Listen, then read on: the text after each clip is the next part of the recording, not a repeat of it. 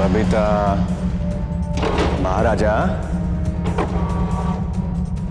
बबीता, मेरे सामने आ जाना। देख, मुझे गुस्सा मत दिला। सामने आ जा बबीता।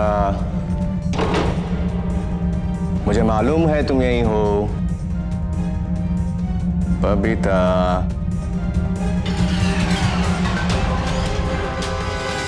नमस्कार, सावधान इंडिया इंडिया फाइट्स बैक में मैं पूजा गौर आपका स्वागत करती हूँ। सावधान इंडिया में हम आपको दिखा रहे हैं देश के कोने कोने से अपराध की सच्ची घटनाएं। इसी के तहत आज हम आपको दिखाने जा रहे हैं राजस्थान के जोधपुर शहर की एक घटना। एक खुशनुमा शादीशुदा जिंदगी का सपना हर लड़की देखती है। फिर ऐसा क्या हुआ कि तेजराज, जो अपनी पत्नी बबीता से बेहद प्यार करता था, अचानक उसकी जान का दुश्मन बन बैठा। क्या राज था इसके पीछे? आइए जानते हैं इस बदलाव के कारण को। अरे शर्मा रही हो? मुझसे कैसा शर्माना? हाँ, मैं तुम्हारी पड़ोसन हूँ। सुनो, याद से ना दूध पिला देना तुम्हारे उनको। अगर वैवाहिक जीवन के बारे में कोई सलाह चाहिए होगी ना तो बेझिझक आ जाना। श्रद्धा,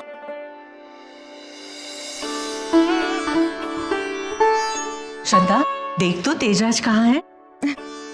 जी अभी आई।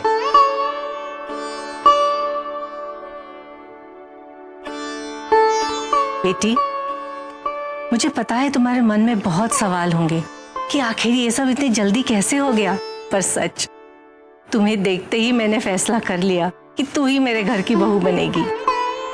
बोल बेटा, मेरे वंश को आगे बढ़ाने का सुख मुझे देगी ना? बोल। चलो चलो चलो चलो चलो चलो जल्दी। भाभी साहब, क्या कर रहे हो आप? गिर जाऊंगा मैं। गिरना तो है लेकिन वहां। अरे श्रद्धा, अब तो इन्हें अकेला छोड़ दो, चल। ज्यादा तंग मत करना। श्रद्धा चलो। हाँ चल अभी।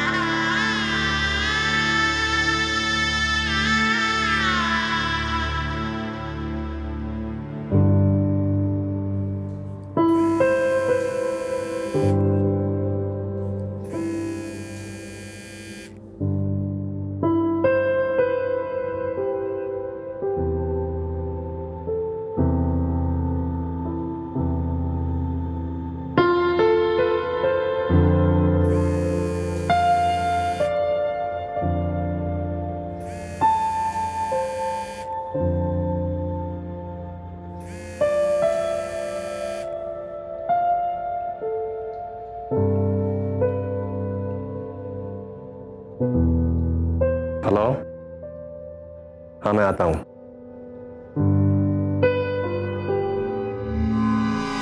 एक काम आ पड़ा है, मैं आता हूँ अभी।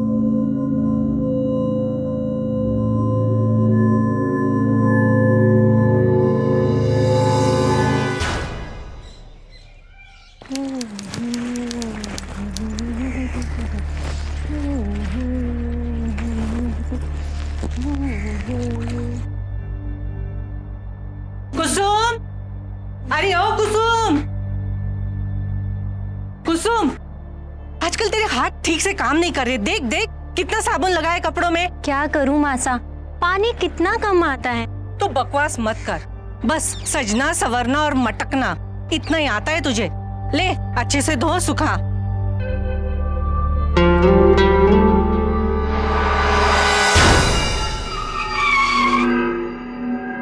मासा, ज्यादा आगे मत जाइए वरना गिर जाएंगे। तू चुप कर। ये तेजराज कहाँ से आ रहा है? कल रात तेजराज बहू के साथ नहीं था क्या? मुझे क्या पता मासा, मैं थोड़ी ना कमरे के बाहर पहरा लगा रही थी। बस ज्यादा मत बोल। अम्मा घड़ी माँ।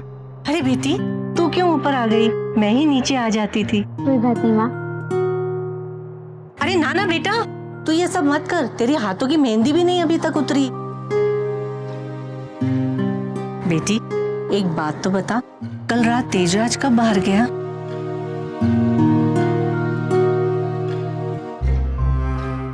कुसुम, तू इधर क्या कर रही है? चल नीचे जा, किचन साफ कर, मेहमान आने वाले। जा जल्दी जा।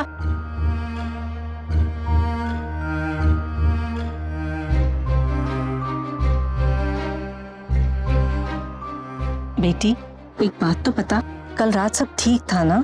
नहीं माँ, वो उनको ऑफिस से कोई फोन आ गया था, कुछ जरूरी काम था।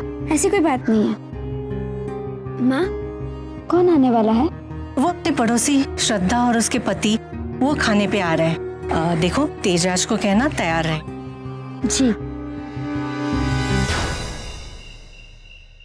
आंटी जी, हमें तो लगा नई बहू आने से आप हमें भूल ही जाएंगी। ऐसा कभी हो सकता है भला? आपसे कितनी बार कहा है, कहीं आया जाया करो तो कम से कम फोन तो बंद किया करो। 24 घंटे फोन, काम बस। अरे भाई, फोन नहीं करूंगा, काम नहीं करूंगा तो तुम इतनी ऐश कैसे करोगी? सही तो कह रहे हैं, जब मर्द बाहर काम करेंगे तभी तो घर वाले सुखी रहेंगे ना। देखो अरे कबाब कहाँ है? आपके घर की तो स्पेशलिटी है ना कबाब। कुसुम पता नहीं काम के वक्त कहाँ चली जाती है। अरे बहू तू बैठ, मैं फोन लगाती हूँ। वैसे बबीता कैसा लग रहा है यहाँ? बहुत अच्छा लग रहा है।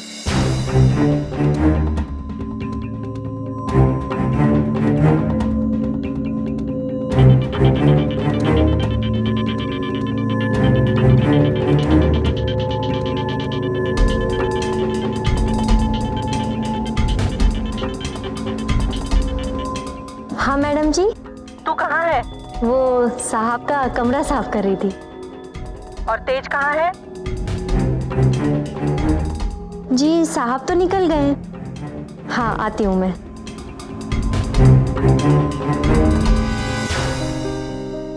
लो आ गए। सॉरी एवरीबॉडी, हाय हाय। सॉरी मैं लेट हो गया। अरे तेजराज जी, अब आपकी कुर्सी बदल गई है। अब अपनी पत्नी के साथ बैठा करो। क्या भाभी साहब, ओके। ये लो भाई। चलो अब तेज आ चुका है, जल्दी से खाना खाते हैं, मुझे अहमदाबाद के लिए फ्लाइट पकड़नी है। हाँ हाँ मासा, मुझे भी याद आया, कल काम के सिलसिले में मुझे भी उदयपुर जाना होगा।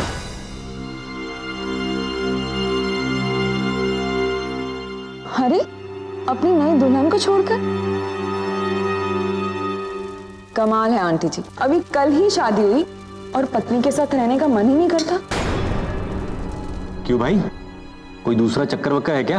हाँ जवाब दो।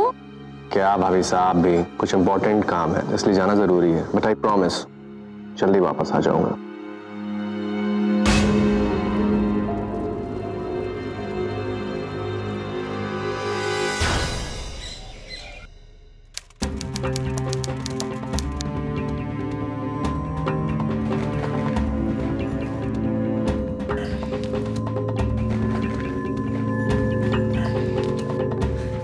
अरे ऐसे भी कोई पेपर लगाता है फाइल में? लाओ मैं लगा देती हूँ। नहीं नहीं, आप रहने दीजिए, अभी अभी आपकी नई शादी हुई है और ये सारे काम तो मैं बहुत सालों से करती आई हूँ, इसे मुझे करने दीजिए। मैंने कहा ना मैं कर लूंगी। जाओ तुम किचन का काम देखो।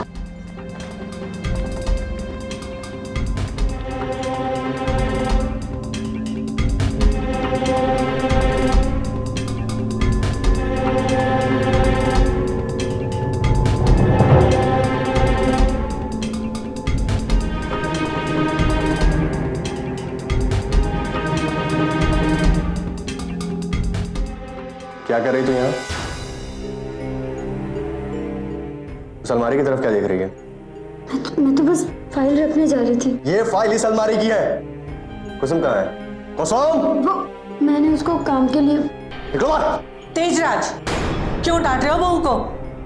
बहू, तुम बाहर जाओ, मैं इससे बात करती हूँ।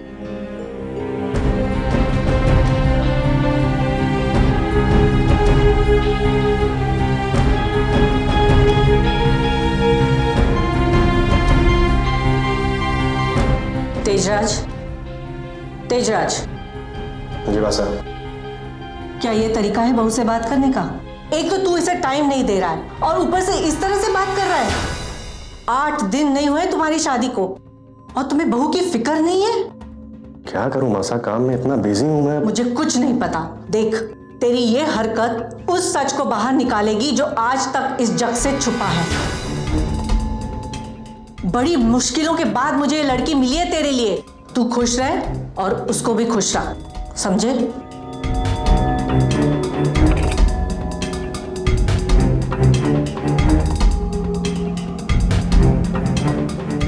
कुसुम, तू इस वक्त यहाँ क्या कर रही है?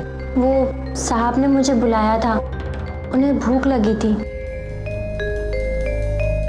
हाँ मासा, मैंने ही बुलाया था उसे। खाना परोस दिया है, बस यही बोलने आई थी। ठीक है।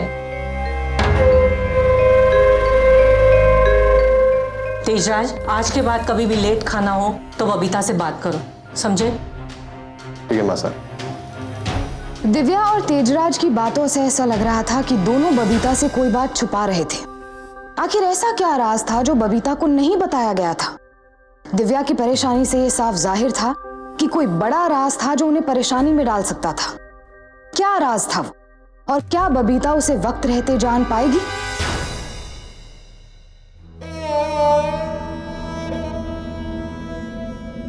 अभी कल ही शादी हुई और पत्नी के साथ रहने का मन ही नहीं करता। क्यों भाई, कोई दूसरा चक्कर वक्कर है क्या? हाँ?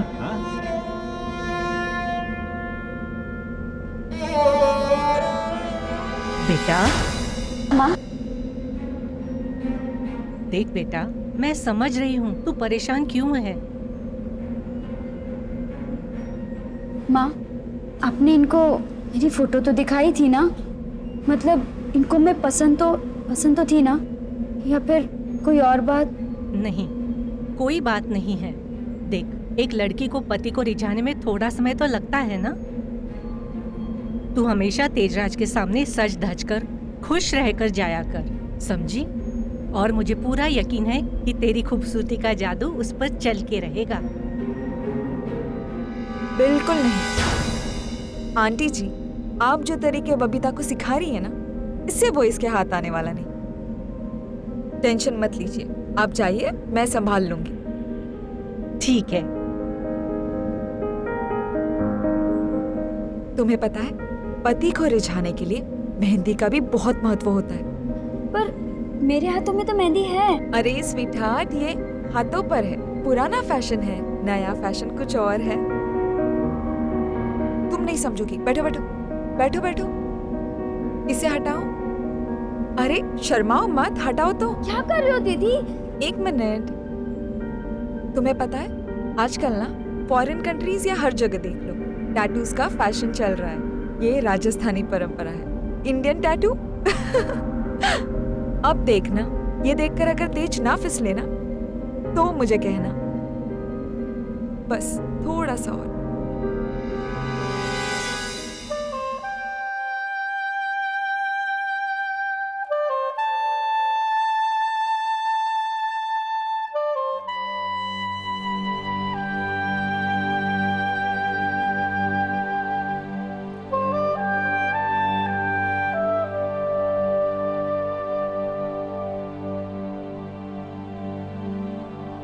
मैं आपकी पत्नी हूँ, आपकी खुशी के लिए जो बन पड़ेगा करूँगी।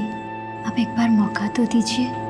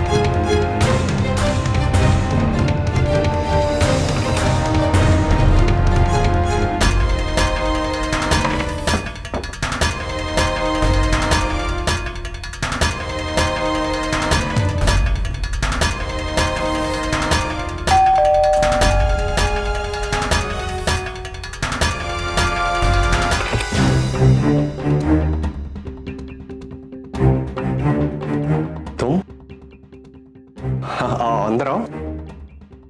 आओ।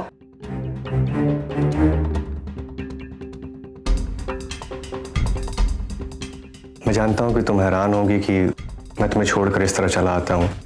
एक्चुअली काम का बहुत टेंशन है, बिजनेस ठीक नहीं चल रहा है और मैं सोचता हूं कि जब तक मैं इन सब चीजों को ठीक नहीं कर लूंगा मुझसे और कोई काम नहीं होगा। इसीलिए तुमसे रोज काम का बहाना करके यहां चला आता हूं। देखो प्लीज माँ को ये सब मत बताना। आई नो कि यू विल अंडरस्टैंड। हो सके तो मुझे थोड़ा टाइम दो। तुम चाहो तो यहाँ रुक सकती हो और अगर वापस जाना चाहो तो जा सकती हो। वापस? आपने मेरे बाबूजी को बड़े बड़े सपने दिखाए थे कि आपकी बेटी यहाँ पे राज करेगी और आप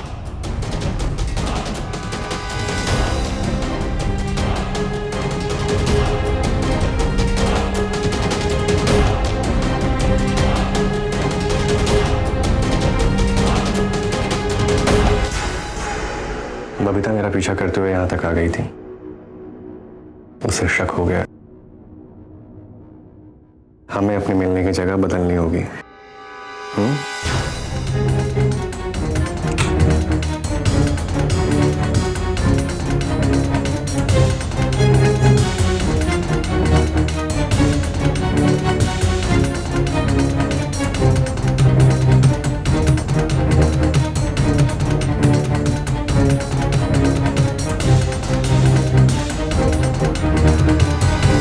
अलमारी की तरफ क्या देख रही है?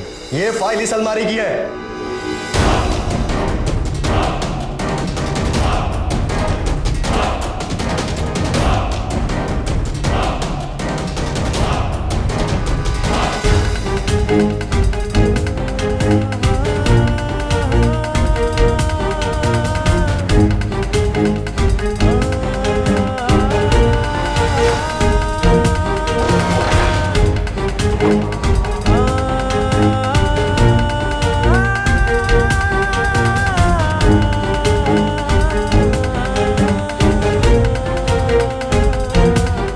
बबीता का शक सही निकला। उसका पति उसके साथ अजीब सा व्यवहार क्यों कर रहा था, अब उसे समझ आ रहा था। तेजराज की शादी पहले भी हो चुकी थी, पर यह बात बबीता से छुपाई गई थी। इतना बड़ा धोखा दिव्या ने उसे दिया था। बबीता के होश उड़ गए। वो ये जानना चाहती थी कि इतना बड़ा धोखा उसके साथ क्यों किया गया था। लेकिन इससे भी बड़ा सवाल ये था कि अगर तेजराज की शादी हो चुकी थी तो उसकी पहली पत्नी कहाँ थी। इन सारे सवालों के जवाब सिर्फ एक ही शख्स दे सकता था और वो थी दिव्या। इसीलिए बबीता अपनी सास दिव्या के पास पहुंची।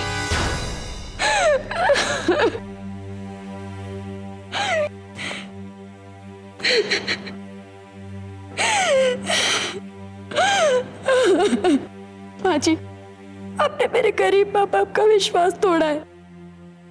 देख, मैंने तुझसे और तेरे माता पिता से झूठ बोला। ये बात मेरे और तेज के सिवा और कोई नहीं जानता था। और अब तू, तेजराज की शादी विमला नाम की लड़की से 2 साल पहले हो चुकी थी। तब हम जैसलमेर में रहते थे। 6 महीने ही बीते होंगे कि उसे दौरे पड़ने लगे। वो घर से निकलकर भाग जाया करती थी। उसे बार बार पकड़कर घर लाना पड़ता था। और एक दिन वो घर से बाहर निकल गई और लापता हो गई। फिर वापस कभी घर नहीं आई। फिर पुलिस को उसकी लाश मिली। तभी शर्मा जी, जो हमारे पड़ोसी हैं, श्रद्धा को लेकर यहाँ आए और उनके कहने पर तेजराज ने अपना बिजनेस फाइंड अप किया और हम यहाँ आ गए। मतलब शर्मा जी और श्रद्धा ये बात जानते थे? एक्चुअली शर्मा जी ने ही हमें यह सलाह दी कि ये बात दबा कर रखें, क्योंकि वो चाहते थे कि तेजराज इस टेंशन से बाहर निकले। मैं तो तुम्हें बेटी बनाकर यहाँ लाई थी और जिंदगी भर मैं तुम्हारी माँ बन के रहूंगी। तुम्हें इस बात का यकीन है तो ठीक है, नहीं तो जो तुम ठीक समझो वो करो। वैसे तेजराज को उसकी पहली पत्नी की यादों से तुम बाहर निकाल सकती हो। अगर तुम घर जाना चाहती हो तो मैं तुम्हें कल सुबह घर छोड़ दूंगी।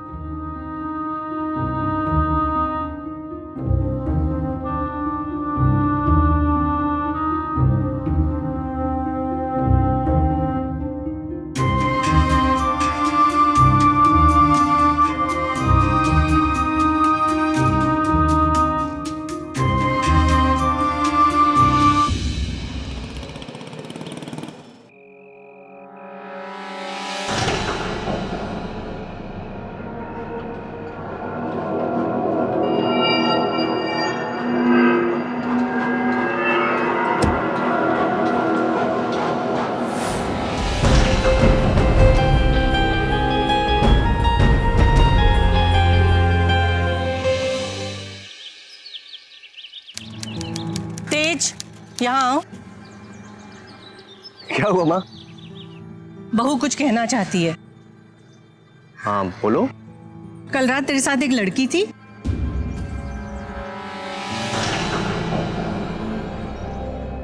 क्या बकवास कर रही तू? माँ कल रात ही मेरे पास आई थी, और कोई नहीं था मेरे पास। तेरी कसम माँ, मैं अपनी पत्नी के अलावा और किसी से प्यार नहीं करता। आपकी पहली पत्नी जिंदा है। माँ, अगर इन्होंने आपको झूठ बोला है, आपकी झूठी कसम खाई है, तो फिर आज सुबह मैं अपनी आंखों से देख कर आ रही हूँ ये अपनी पत्नी को टैक्सी में बिठा कर आ रहे हैं। क्या बकवास कर रही तू? माँ पागल हो गई है ये। माँ मैं होटल जरूर गया था और ये मिलने भी आई थी वहां पर, लेकिन ये तू क्या प्रूव करना चाहती है? मैंने तुझसे पहले ही कहा था इसकी पहली बीवी मर गई है। माँ बहुत हो चुका, अभी तू चल। तुझे पुलिस में कंप्लेंट करनी है ना? टीचर छोड़ो इसे, तुम छोड़ो, होश में आओ। तुमने झूठ बोला इसे। अगर ये पुलिस में गई ना तो सबको हथकड़ी लग जाएगी। बबीता तुम अंदर जाओ।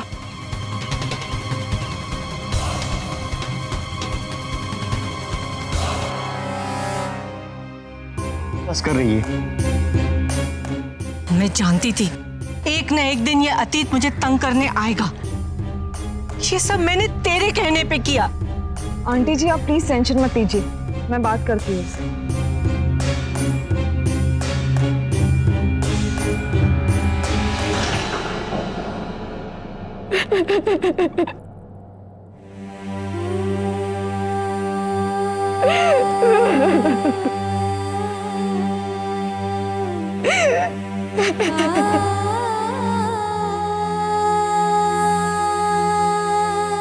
बबीता, बबीता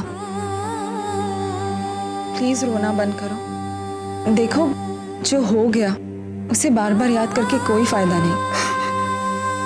तेज और आंटी जी ने अपनी इज्जत की खातिर ये बात छुपाई। प्लीज उन्हें माफ कर दो और अपनी नई जिंदगी की शुरुआत करो। दीदी, मैंने उनके साथ एक लड़की को देखा था और मुझे लगता है कि वो उनकी पहली पत्नी है। ये तुम्हारा वहम है। क्या है ना बबीता, जब परेशानी दिमाग पर चढ़ जाती है तो हमें वही दिखता है जो हमारा दिमाग दिखाना चाहता है, इसलिए भूल जाओ ये सब।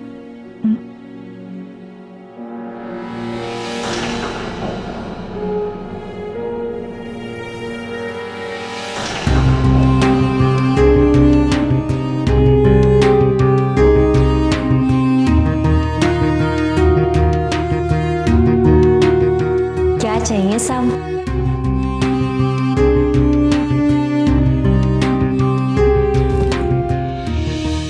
ये रख और यहाँ से हमेशा हमेशा के लिए चली जा। और जो कुछ भी हुआ है उसके बारे में किसी को भी बताया तो तू जानती है ना? मैं चली जाऊंगी साहब, पर माजिसा को मैं क्या बोलूं? ज्यादा समझदार बनने की कोशिश मत कर। मासा को मैं समझा लूंगा। और सुन, दोबारा लौट कर मत आना, समझी?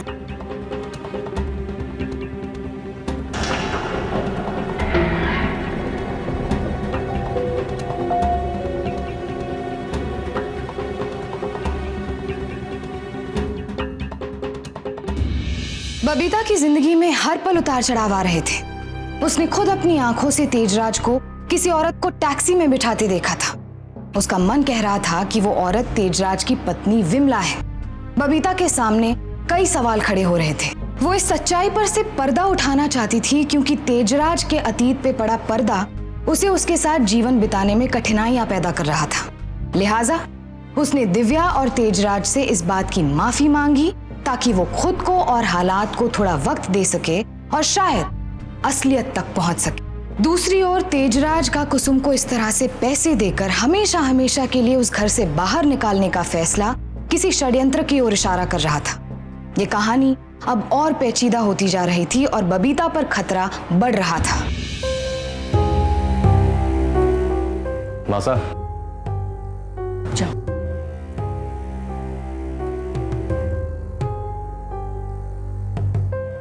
माँ, मुझे माफ कर दीजिए। जो कुछ भी हुआ वो दोबारा नहीं होगा। मासा, मैंने बबीता को माफ कर दिया है। अगर बहू को अपनी गलती का एहसास हो गया है तो ये बहुत अच्छी बात है। अब मैं आराम से तीर्थ यात्रा हो आऊंगी।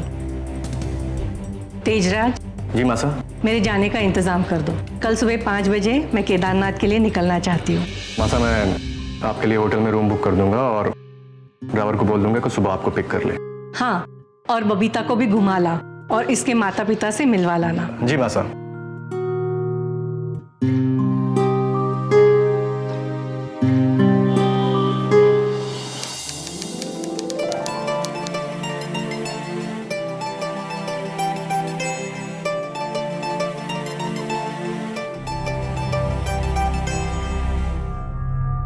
घर पास आओ।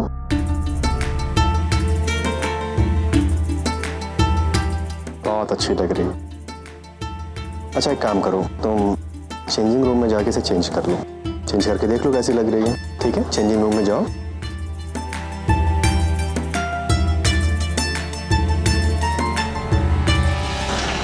इसे ले लो।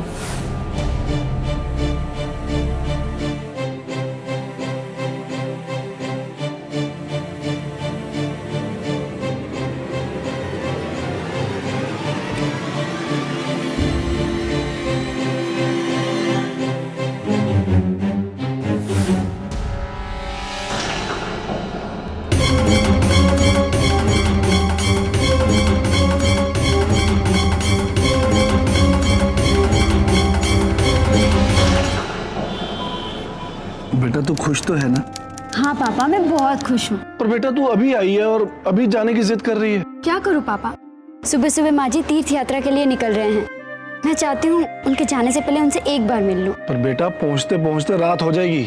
पापा, अब मैं बच्ची थोड़ी ना हूँ, पहुँच जाऊंगी आराम से, फिक्र मत कीजिए। ठीक है बेटा, अब बस बस बस खुश रहो। चलो चलो।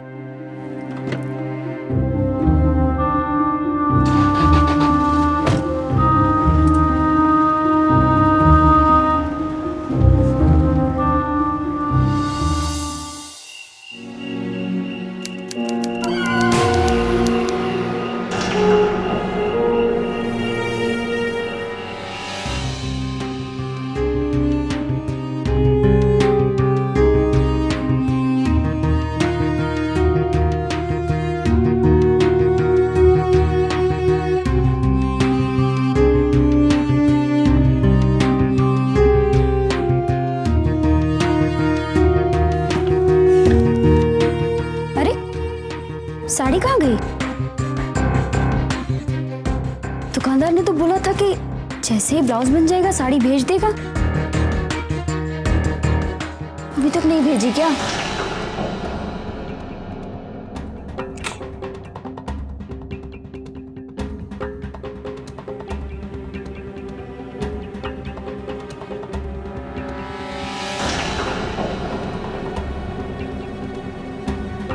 बहुत इंतजार करवाया तुमने।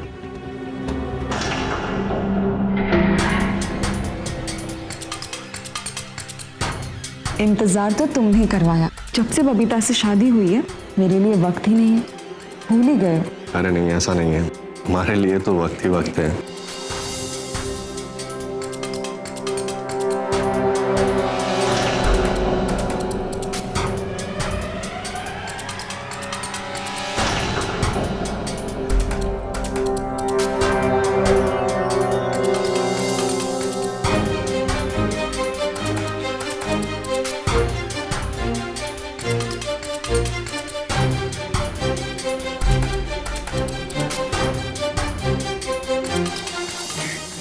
दीदी, मैंने उनके साथ एक लड़की को देखा था और मुझे लगता है कि वो उनकी पहली पत्नी है।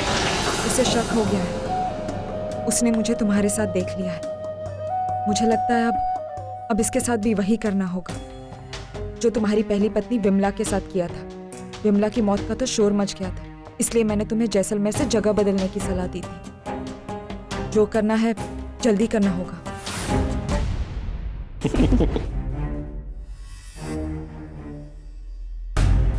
वाह। और तुम्हें मालूम है, उस कुसुम को हमारे बारे में सब कुछ पता चल गया था। इसी वजह से तो तुमसे मिलना नहीं हो पा रहा था। 24 घंटे सर पे सवार रहती थी। इसीलिए मैंने उसे पैसा देकर हमेशा के लिए भगा दिया। और उस बबीता को तो ऐसा डराया है, फिलहाल 1 हफ्ते के लिए अपने पापा के पास ही रहेगी। और रही बात मासा की, तो वो तो सुबह सुबह ही तीर्थ यात्रा के लिए जा रही हैं। कुछ समझी? अरे तो अब इतना इंतजार क्यों करवा रही हो? हाँ,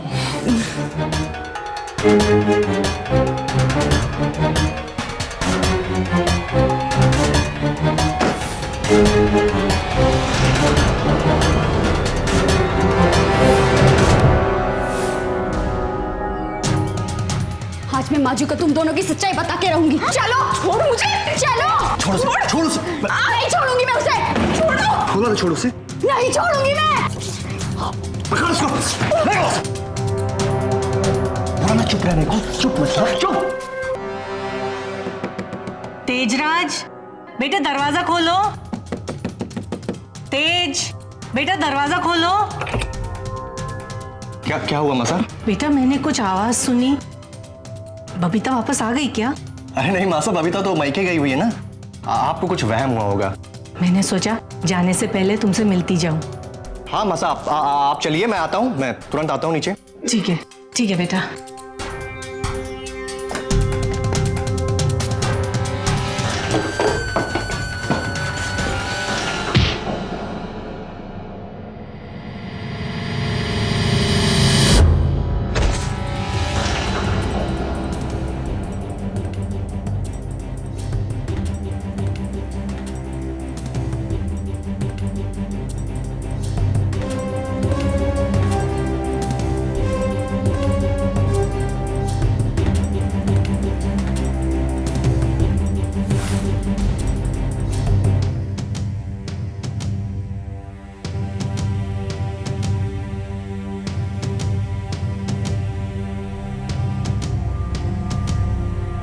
आए लागू मासा। जीते रहो बेटा।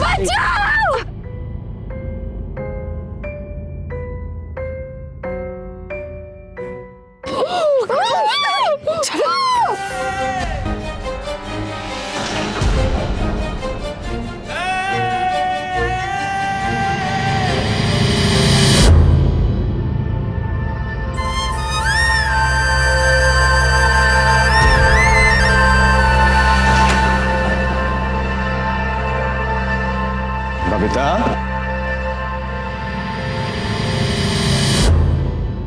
बबीता कहाँ छुपी हो? बाहर आ जा।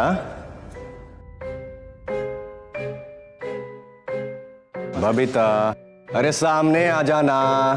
देख मुझे गुस्सा मत दिला। बबीता,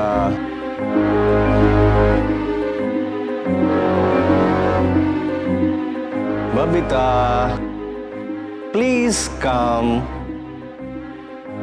मुझे मालूम है तुम यहीं हो।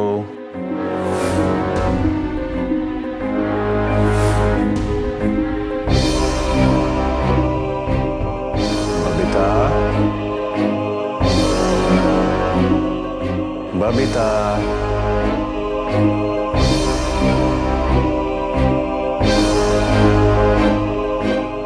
बबीता, बबीता, अरे बाहर आ जाओ ना।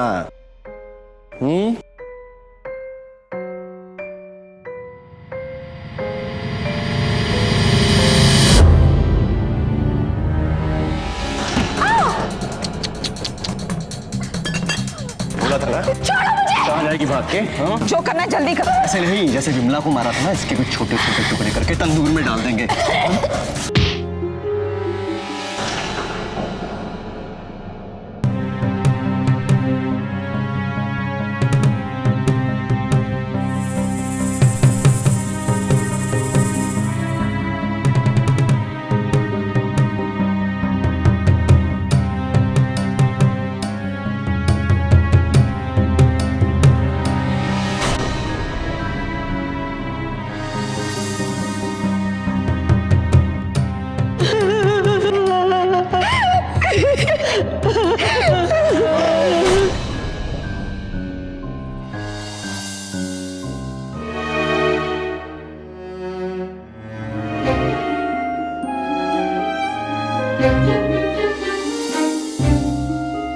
साहब ने मुझे धमकी दी थी कि अगर मैंने उनके और श्रद्धा जी के बारे में किसी को भी बताया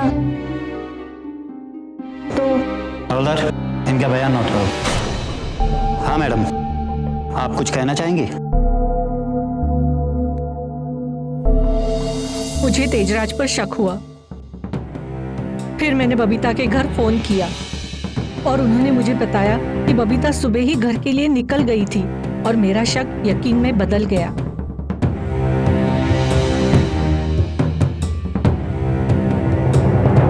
चलिए आप लोग।